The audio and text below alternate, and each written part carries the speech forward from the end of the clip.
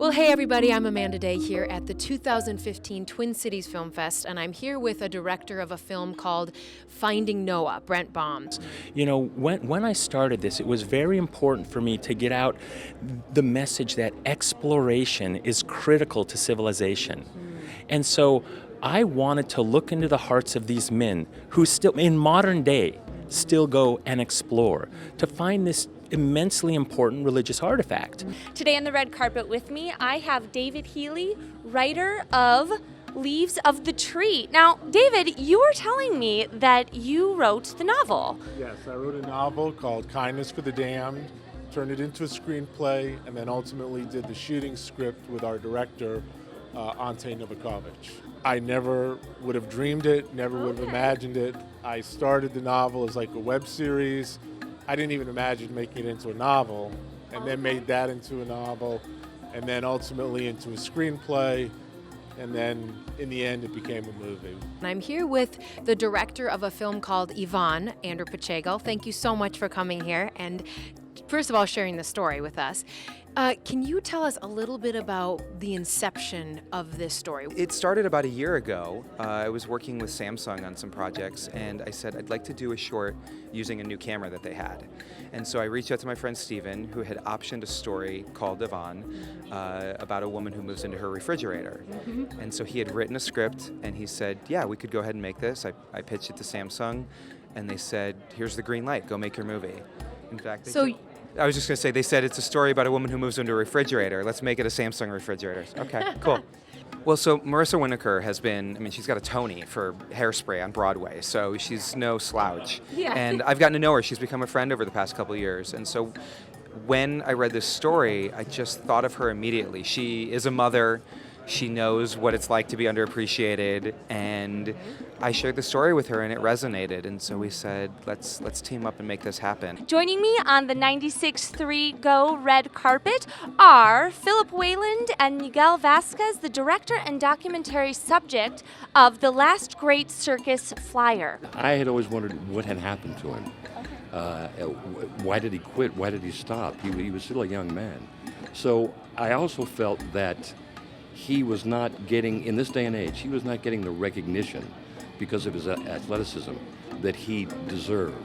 So that was my point, is to try to show whoever, the world, that this man had done something really athletically, really important and superb. I noticed that the trapeze itself was beginning to become a dying art. It was very few professional trapeze artists around, and I figured it was a good time for me to expose myself again to maybe people who have forgotten, or maybe people who didn't really saw me perform, to inspire them again to fly high. And also so many circus trapeze schools opening around the world, that would be something for them to be to be able to go back in history and learn more about trapeze, since now they're teaching this subject in schools. And I'm here with some of the people who have brought us a film called De-Asian. I'm here with Sarah Smith and Philip Gutman. It's a story I've always sort of had bopping around in my head.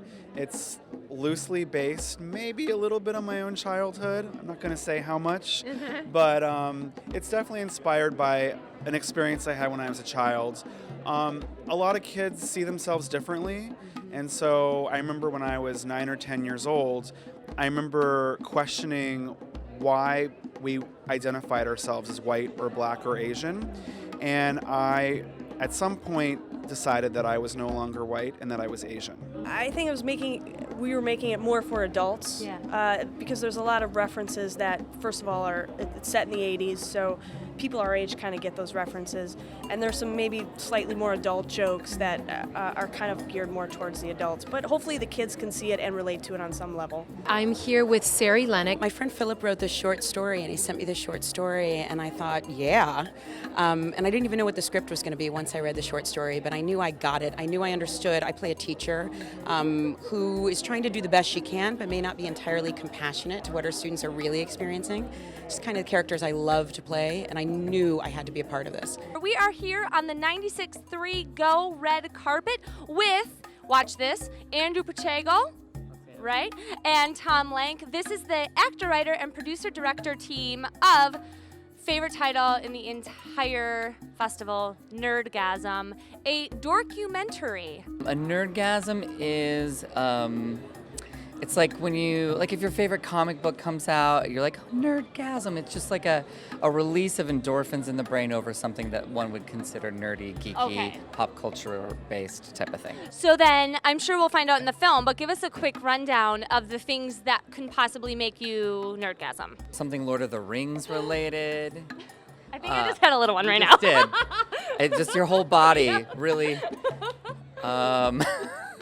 What else? Harry Potter. I have a Harry Potter gasm in the film. So the film is not just the stage show; it's also the journey to get there, and Tom and all of his wonderful idiosyncratic. Yeah, really. That's a what term we're of saying? that's a term of endearment, Okay. right? I mean it as a term of endearment. Yes. He was like, he wanted to come up with as many things to put me through to sort of see how I would react. And I'm here with the star of a film that we're very excited to have. The film is called 2021. I'm here with Clarence Weathern. Thanks so much for being here. I call it kind of a romantic comedy, but kind of it's like a dark comedy anti-rom-com with kind of a light sci-fi flavor. So something for everyone. Yeah, pretty much. So my character and Bethany Ford Binkley's character are both profoundly broken people, and they're trying to make it work despite the fact that there's almost nothing about either one of them that works with the other person. Bethany Ford Binkley, first of all, thank you so much for being here. We're really excited to have the film. And so I got to just be as real as I could be, and they were all there to catch me. Clarence Weathern is a wonderful, wonderful person to be on screen with because he's always going to be right there with you.